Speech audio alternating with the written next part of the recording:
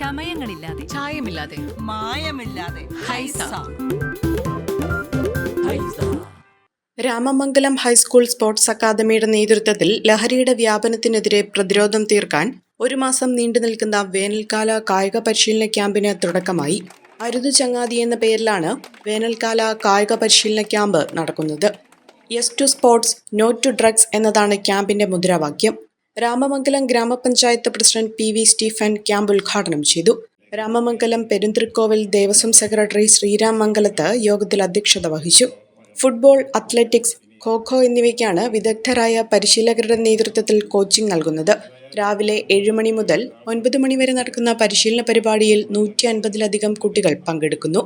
ക്യാമ്പിന്റെ ഭാഗമായി മോട്ടിവേഷൻ ക്ലാസുകൾ, കായിക താരങ്ങളുമായി മുഖാമുഖം പരിപാടി, യോഗ പരിശീലനം, ലഹരിക്കെതിരെ ബോധവൽക്കരണ പരിപാടി, പെനാൽറ്റി ഷൂട്ടൌട്ട്, മാരത്തോൺ തുടങ്ങിയ വിവിധ പരിപാടികൾ സംഘടിപ്പിക്കുമെന്ന് കായികാധ്യാപകൻ ഷൈജി K ജേക്കബ് അറിയിച്ചു.